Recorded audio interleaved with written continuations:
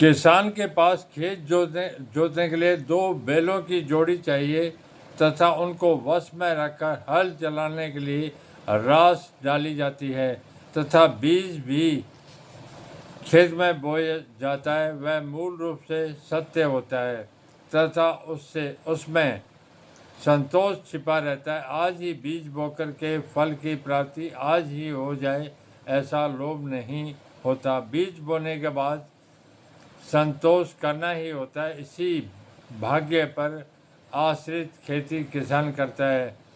ठीक उसी प्रकार से योग साधना में स्थित साधक के पास भी चंद्र और सूर्य 2 बैल हैं, अर्थात बाईं नासिका से जो श्वास का स्वर निकलता है यह तो चंद्र स्वर है तथा दाहिनी नासिका से निकलने वाले श्वास को सूर्य स्वर कहते हैं। ये दोनों ही स्वर 2 बैलों की तरह स्वच्छंद विचरण कर रहे हैं, संसार की विषय वासना में उलझे हुए हैं।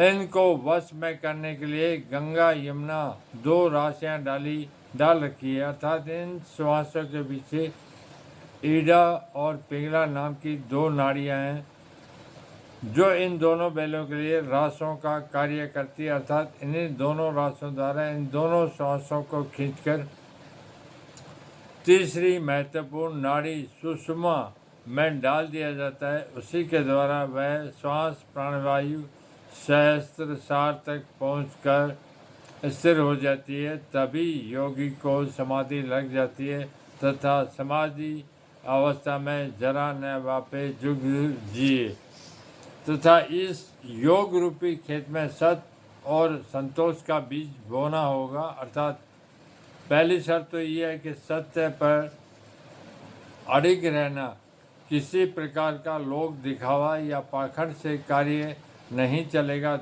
दूसरी शर्त यह है कि योग सिद्धि में संतोष करना होगा।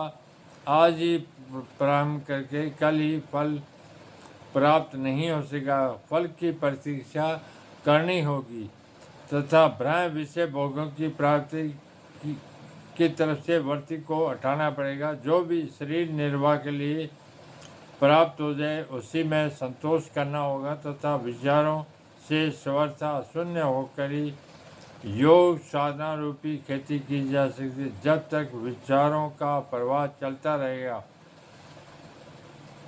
तब तक आपकी साधना सफल नहीं हो सकती।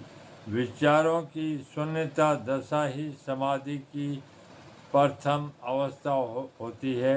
इसलिए कहा भी है खेती घड़ी आकाशी।